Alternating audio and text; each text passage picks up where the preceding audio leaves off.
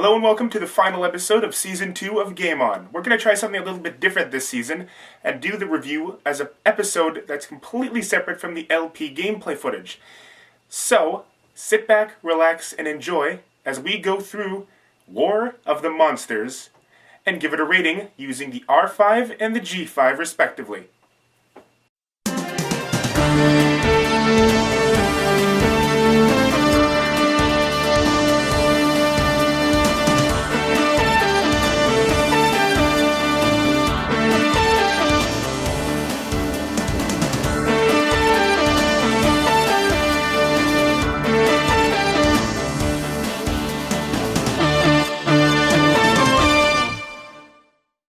War of the Monsters is a very cool game. It's kind of like a sandbox game, similar to Grand Theft Auto and stuff like that, but they added unique elements to it that combined it into a free-roaming platform game similar to Super Smash Bros. And Power Stone, both of which were really good games.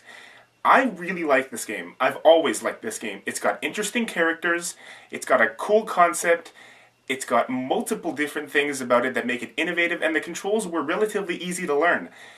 Add it all up, and it's a pretty damn good game. Not the longest game out there, but it is entertaining, and it's really fun to play. I especially like going after like 3 or 4 people at the same time. Of course, the PS2 only has 2 ports, so you need to get a multi-tap and make sure that that works properly, and good luck with that, by the way. Anyway, War of the Monsters was actually one of the first games that I played on the PS2. It was one of the other games that came on my demo disc. Did anybody ever have those? It's a demo disc that comes with like about 5-minute short versions of upcoming PS2 games. And I learned about War of the Monsters on that very disc.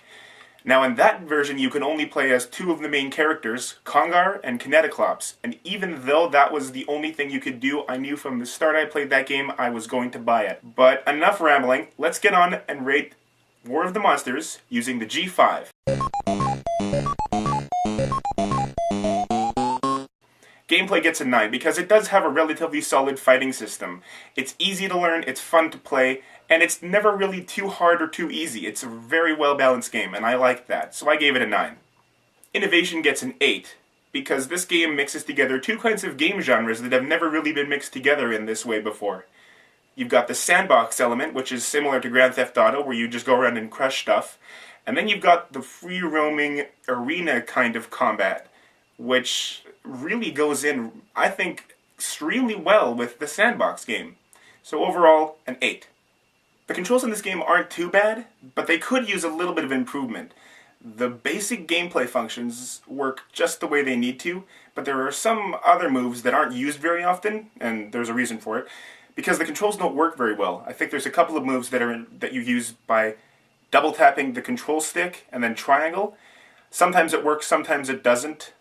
Usually you'll get a stun when you're trying to do a headbutt. Other times you'll just randomly sprint and then stop. It's not a terribly bad thing that really affects the gameplay, but it's something that is noteworthy. And so for that I'm giving controls a 9. Which is still pretty good. Graphics gets a 6. The environments seem to have better graphics than the characters themselves. It's easy to see your character in the environment for this reason. Your character has a tendency to stand out as though it's I don't know, like a claymation thing in a paper city. It looks like a very old school special effect technique, similar to what they used in the Rancor in the original Star Wars Episode 6 movie, before it was digitally remastered. This is not a bad thing, because, like I said, this game is supposed to take on the theme of 50s styles movie, and there weren't very good special effects in the 50s. The graphics do their job, and they're not distracting, they're not too good. The game plays at a really good speed because the graphics don't lag it down. I have no problem with the graphics, but they could have been better. They didn't need to be, but it wouldn't have been a bad thing. Music and sound effects gets a 7. It's very old school and very 50s sounding, which is what you need to have in a game that's based on 50s style horror movies. There's some instances where the music is repeated for different stages, but in the long run you don't really notice it. You're far too busy paying attention to the screams of the people that are running around on the ground, the sound effects and the explosions, the roaring monsters and all that stuff. So in the grand scheme of things, the music will get a 7. Because, you know, it's good enough for me. It works. You don't notice it, which means it's doing its job. Voice acting gets a 10. mostly because there isn't really much in the way of voice acting. However, there are some really good sound effects that are probably made by humans, such as the sounds the monsters make and the screaming in the background, which does its job extremely well. The monsters have these unique screams that are individual to each and every one of them. They're all very realistic, and I had no problem believing that I was playing as actual huge monsters.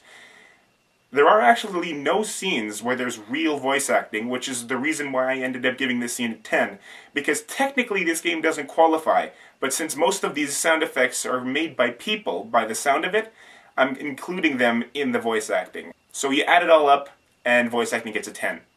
Story gets a 6, because although the story has been done many times before in many different fashions, it's okay. 50s horror movies were inherently repetitive. They're supposed to be that way. Some sort of scientific experiment goes wrong, all of a sudden a normal-sized creature becomes way bigger than it's supposed to be, chaos ensues. That's the thing that 50s movies have, and this game captured that very well. All of the things that you're playing as in a game, every single one of these monsters has an origin. Except Raptros and Zorgulon, I think, because they're secret characters and they didn't feel like making origins for them. But there's also awakenings, meaning that some of these monsters were always here and the radiation woke them up. Other times it was something that was normal and became a monster. This is exactly what you need to have in a game that's based on 50s style horror movies. A story that's kind of a ripoff of them. So in the grand scheme of things, I'm giving story a 6. So now let's add up the total on the G5 so that we can apply it to the R5. And it looks like War of the Monsters scores a 55 on 70. Not too bad, I'd say. So if War of the Monsters scored a 55 on the G5, let's see what that means it'll get on the R5. Cool. It's a cool game. It could use a little bit of work in some places, but it's definitely not unplayable, and it's definitely worth at least trying. I really recommend it. I love this game. I'm going to keep it. Give it a shot. Take my word for it. I think you'll really enjoy it.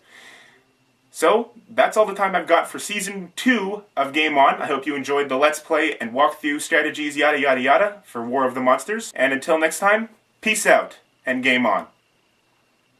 It's time to play Name That Silhouette, the game where you figure out what game we'll be playing in the next season of Game On using 4 clues. But please don't put your answers in the comments down below, because it'll give it away for everybody else. In order to find out if you're right, you must watch the premiere of Season 3 of Game On.